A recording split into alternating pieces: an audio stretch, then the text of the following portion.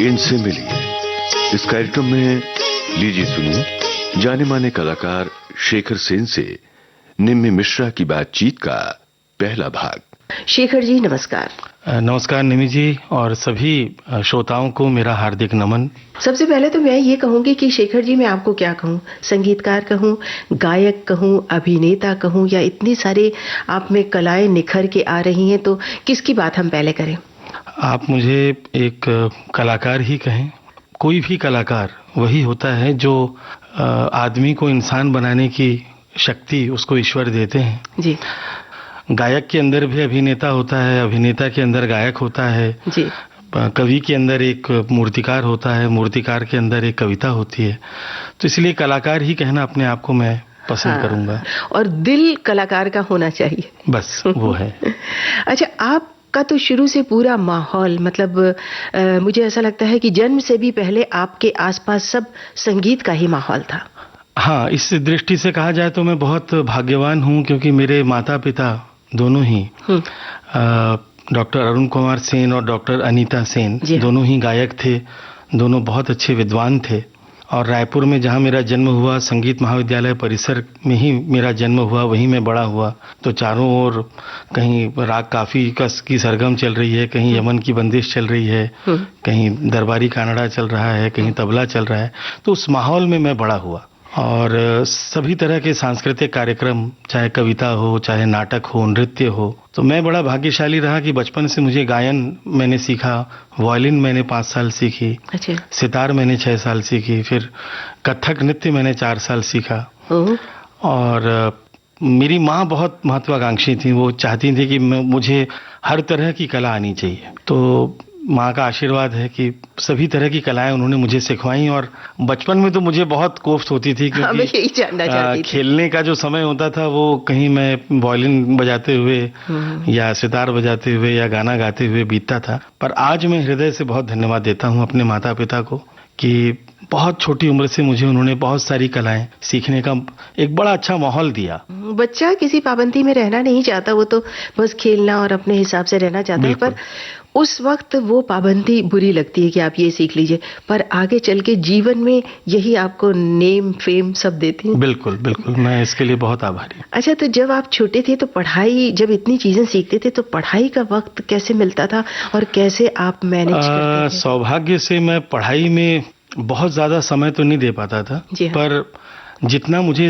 हमारे विद्यालय में पढ़ाया जाता था या महाविद्यालय में पढ़ाया जाता था वो मुझे याद रह जाता था। तो मैं I was not a very brilliant student. 5वीं 6वीं तक तो मैं एकदम 80-90% लाता था, पर उसके बाद से I was an average student क्योंकि फिर मेरी गतिविधियां बहुत सारी थी कि मैं नाटक भी करता रहता था, मैं वाद विवाद प्रतियोगिताएं जो होती हैं उसमें भाग लेता था, संगीत की प्रतियोगिताएं, संगीत के कार्यक्रम। और छोटे शहरों में जैसा होता है कि अगर आप थोड़े से प्रतिभावान हैं तो सभी जगह हर कार्यक्रम में आपको कोई ना कोई भूमिका दे दी जाती है, तो कभी कलाकार के रूप में, कभी वॉलंटियर के रूप में।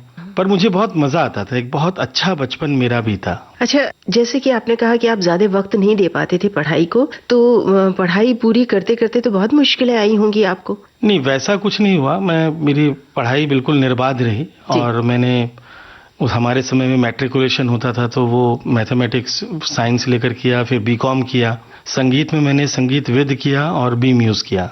अच्छा अच्छा। और फिर करीब 17.5 साल की उम्र में मैं मुंबई आ गया। अच्छा, 17.5 साल में आ गए। हाँ। तो कैसे सिलसिला बना मुंबई आने का? माता जी के साथ आए? नहीं, मुंबई हम लोग आ गए थे और एक बस मन में भावना ये थी कि संगीत के क्षेत्र में कुछ करना है और संगीत निर्देशन के क्षेत्र में कुछ करना है। तो म्यूजिक कंपोजर बनने के लिहाज से हम लोग यहाँ आ गए और 7-8 साल तक मैंने म्यूजिक डायरेक्शन का काम भी किया। फिल्मों की तरफ रुझान था उस समय, पर बहुत जल्दी मुझे समझ में आ गया कि मैं फिल्मी माहौल में बहुत ज़्यादा अपने आप को फिट नहीं पाता था। ऐसा नहीं था कि अच्छे निर्माता निर्देशक नहीं थे, पर जिस तरह के ढर्रे पर काम चल रहा था उस समय मुझे लगा कि अगर मुझे अपनी ओरिजिनलिटी को बचाना है तो मुझे नॉन फिल्म का काम करना चाहिए। तो मैं बीच में ये टोकना चाहूँ, उसमें बंध के काम करना पड़ता है। जो आपकी कला है वो किसी एक ढर्रे में बंध के काम करती है और इसमें आपको पूरी छूट होती है। एक तो ये था और दूसरा कि उस समय एक ऐसा दौर चल रहा था कि निर्माता निर्देशक भी कैसेट लेकर के आते थे कि इस गाने जैसा कोई गाना बना दीजिए, या ये वाला गाना पाकिस्तान का है, ऐसा एक यही ट्यून हमको बना दीजिए। तो फिर मुझे लगता था कि अगर दूसरों की धुनों पर ही काम करना है तो फिर उसमें हमारा क्या योगदान है, हम क्यों आए हैं यहाँ पर। और फिर मुझे धीरे धीरे उससे जो मेरा मोह भंग शुरू हो गया, और बचपन से मुझे संस्कार इतने अच्छे मिले थे कि मैं थोड़ा भी बिलो डिग्निटी काम होता था तो उसको मैं मन से स्वीकार नहीं कर पाता था। और फिर मुझे लगा कि जो मन चाहे वही काम व्यक्ति को करना चाहिए, क्योंकि उस जीवन का कोई अर्थ नहीं है कि जीवन के किसी मोड़ पे आके आपको लगे कि भाई आपने 15 साल अपने बर्बाद कर दी। मतलब एकदम बिल्कुल स्पष्ट जिंदगी के बारे में आपका नजरिया शुरू से था और उसी ने आपको आज इस मुकाम तक पहुंचाया। हाँ, ये था। मुझे ऐसा लगता था कि अगर आपको तात्कालिक सफलता नहीं भी मिल रही है तो ये कि शायद बड़ी किसी सफलता के लिए आपको तैयारी करनी चाहिए, क्योंकि ऐसा नहीं है कि सफलता नहीं मिलती। मैं इस बात को मानता हूं कि अगर आप में लगन है, अगर आप में उस किसी भी एक आपका संकल्प जो है उसके प्रति अगर आप कटिबद्ध हैं तो निश्चित रूप से सफलता आपको मिलती है। कितनी आपने छोटी सी शब्दों में कितनी बड़ी बात कही है। अभी जो हमारे बहुत सारे श्रोता सुन रहे हैं इस कार्यक्रम को, इनको इतनी प्रेरणा मिलेगी आपकी इस बातचीत से कि अगर आप कटिबद्ध हैं, पूरी ईमानदारी से मेहनत करते हैं तो सफलता की राह में कोई रोड़े नहीं अटका सकता। हाँ, कुछ देर के लिए कुछ असफलता मतलब लगता है कि आप रोड़े समझते हैं उनको परीक्षाएं मान लीजिए। कितना अच्छा सोच है, मुझे बहुत अच्छा कठिन परीक्षा आपकी होगी उतना बड़ा परिणाम आपको मिलेगा, उतना बड़ा फल आपको मिलेगा। तो परंतु मैंने अपना समय कभी नहीं गंवाया, मैं कुंठित नहीं हुआ, मैंने कभी किसी की बुराई नहीं की, मैंने कभी उस तरह की निंदा चर्चा में अपने आप को शामिल नहीं होने दिया। मैं उस समय को पढ़ाई में, अलग अलग विषयों की पढ़ाई में, और जो भी मैं गाता था उसको मैं कोशिश करता था कि पूरी तन्मयता से उसका अर्थ स्पष्ट करते हुए गाऊं। और हमारे यहाँ जो कहते हैं कि एक शब्द की शक्ति होती है। जी हाँ, शब्द शक्ति बहुत शब्द शक्ति गहन, बिल्कुल। हाँ, क्योंकि हमारे यहाँ शब्द को मात्र शब्द नहीं कहा गया है, शब्द को ब्रह्म कहा गया है। तो नाद ब्रह्म की जैसा ही शब्द ब्रह्म की जो ताकत है, उसकी जो शक्ति है, उस पर मेरा बहुत जोर रहता था कि जब कोई शब्द उच्चारित हो तो वो हृदय में एकदम जाकर अंकित होना चाहिए। तो इसलिए गाते हुए या बोलते हुए मैं उसका बहुत ध्यान रखता था। और इसी तरह की मेरा अध्ययन और मेरा मनन उसी दिशा में चलता रहता था। तो उसके बाद फिर नॉन फिल्म रेपर्टायर की तरफ मैं आया और मेरे करीब 200 कैसेट्स और सीडीज रिलीज हुए। हम आपके बहुत सारे भजन सुनवाते रहते हैं श्रोताओं को। तो गीत की बात शुरू ही हुई है तो उसको सुर से ही शुरू किया जाए। आप कुछ सुनाएं, कोई अपना खास भजन जो बहुत दिल के करीब हो, या कोई खास। मेरा जो पहला भजन मैंने रिकॉर्ड किया था 1984 में HMV के लिए समर्पण एल्बम से। जी हाँ जी। उसकी एक पंक्ति, ओ रे पथिकवा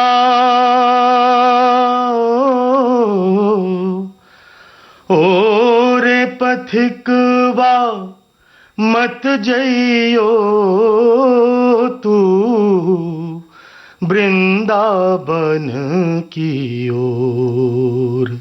मैं क्या करूं, मेरे तो दिल हो रहा है कि मैं ज्यादा ही संगीत की बात करूं और कुछ ऐसे अच्छे सुरीले गाने अपने श्रोताओं को सुनाऊं, पर नहीं, क्योंकि आपका जो जीवन के प्रति एक नजरिया है वो एकदम स्पष्ट है। सफलता को आप किस तरह से लेते हैं, कैसे मेहनत को लेते हैं, ये श्रोताओं को जानना बहुत जरूरी है। तो अभी आप हमें ये बताएं कि आपने किस साहित्य का, जैसे आपने अभी पढ़ाई की बात की कि मैं पढ़ता भी जाता था, तो हिंदी साहित्य में रुचि थी आपकी? हिंदी साहित्य में मेरी रुचि होती गई। जब मैं मुंबई आया तो यहाँ पर मैंने देखा कि हिंदी बोलने वालों को थोड़ा सा कमतर देखा जाता है। और यद्यपि मेरे पिताजी बंगाली हैं और माँ मेरी तेलुगु भाषी थी, तो फिर भी हमारे यहाँ बहुभाषी परिवार हमारा रहा है और मैं स्वयं 12 भाषाएं बोल लेता हूँ। पर मुझे ऐसा लगता था कि जिस भाषा की रोटी मैं खा रहा हूं उस भाषा के प्रति मेरी निष्ठा होनी चाहिए। तो इसलिए हिंदी साहित्य का मैंने बहुत अध्ययन किया, और विशेषकर मध्यकालीन जो भक्ति साहित्य हमारा है वो इतना बड़ा हमारा खजाना है, इतना बड़ा अमृत कोश है कि उसमें जब आप एक बार डुबकी लगाने लगें और उसमें से जब आपको मोती मिलने लगें और उसमें जब आपको एक एक पंक्ति समझ में आने लगे और वो उसको आप जीवन में चरितार्थ होता हुआ देखने लगे, तो फिर कबीर और तुलसी और मीरा और सूर की उंगली अगर आपने पकड़ ली तो फिर जीवन बहुत सहज हो जाता है। बहुत सहज हो जाता है और जितनी बार आप पढ़ेंगे उसमें से नए नए अर्थ, उसके नए नए बिंब आपको दिखने लगते हैं, नए बिंब दिखाई पड़ेंगे और उसमें जो आनंद है तो वो जो इसमें रुचि लेता है वही जान सकता है। बिल्कुल। और ये एक ऐसा सागर है कि जितनी बार आप गोते लगाएंगे आपको कोई ना कोई एक कीमती मोती जरूर हाथ लगेगा। बिल्कुल, मैं इसको बिल्कुल पूरी तरह से सहमत हूँ। तो इसलिए हिंदी साहित्य पर मेरा रुझान हुआ और मैंने गाने में भी इस बात का ध्यान रखा कि उस समय जिस तरह के गीत चल रहे थे या भजन या गजलें चल रही थी उनसे कुछ अलहदा मैं करूं, ऐसी मेरी एक कोशिश शुरू से थी। तो गजलें जो मैंने गाई वो दुष्यंत जी की गजलें मैंने गाई, या मैंने भजन अगर गाए तो मैंने रसखान, रहीम, ललित किशोरी, घनानंद, देव, बिहारी, इस तरह के कवियों की रचनाएं ली जो साधारणतः सुनने को नहीं मिलती हैं। और धीरे धीरे, बहुत मंद गति से, लेकिन धीरे धीरे फिर मुझे लोगों में अपनी एक पहचान मिलने लगी और लोगों को समझ में आने लगा कि नहीं, ये लड़का जो है ये साहित्य के साथ संगीत को, मतलब अपने देश की जो संस्कृति, हमारी जो माटी की गंध है, जी हाँ, वो आनी चाहिए। जी। क्योंकि मुझे एक बात पंडित नरेंद्र शर्मा जी के मैं बहुत निकट था और मुझे बहुत अच्छी बात वो कहते थे बेटा तुम भारतीय संस्कृति के प्रतिनिधि हो, तुम निधिपति नहीं हो।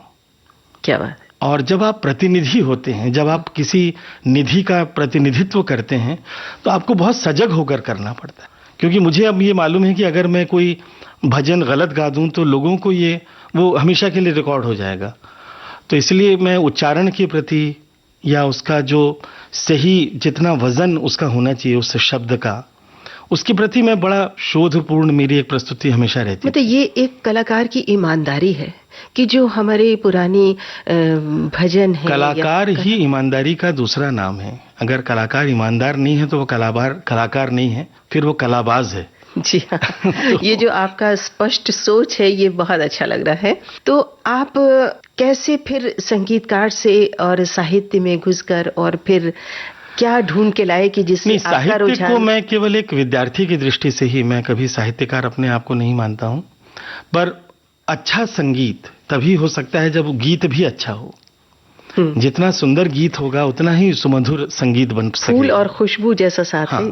तो इसी दृष्टि से मैंने साहित्य में मेरा रुझान रहा और अभी भी है। और काफी कार्यक्रम मैं उस तरह के करने लगा जहां शोधपूर्ण कार्यक्रम, जैसे मध्ययुगीन काव्य का मैंने कार्यक्रम किया, दुष्यंत की गजलों पर एक कार्यक्रम किया, फिर मैंने पाकिस्तान का हिंदी काव्य इस पर एक कार्यक्रम किया। अच्छा। कि पाकिस्तान बनने के बाद वहां पर जो हिंदी में रचनाएं लिखी गईं और राम पर, कृष्ण पर और तुलसी पर और होली पर, महावीर पर, बुद्ध पर जिस तरह की रचनाएं पाकिस्तान में रची गई हैं वो अद्भुत है।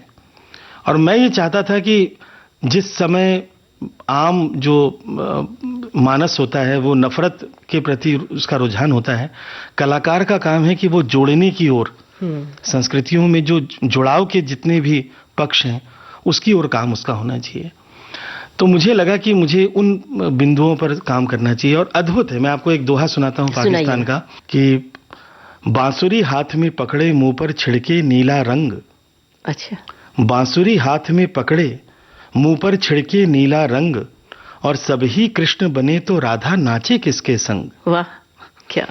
और अंतर्यामी के दर्शन को अंतर्ज्ञानी जाए और सहबा अख्तर के दोहे हैं, सहबा जी वनवास से कोई राम नहीं बन पाए। तो इस तरह के दोहे और इस तरह के गीत और इस तरह की चौपाइयां जब मुझे मिली तो उस पर मैंने कार्यक्रम किया। फिर इस तरह की मैं नियमित हर वर्ष हिंदी पर आधारित कोई ना कोई कार्यक्रम शोधपूर्ण करता रहता। इनसे मिलिए। इस कार्यक्रम में अभी आप अभिनेता शेखर सिंह से निम्मी मिश्रा की बातचीत का पहला भाग सुन रहे थे। विविध भारती की ओर से इस कार्यक्रम को आपकी सेवा में प्रस्तुत किया कल्पना शेट्टी।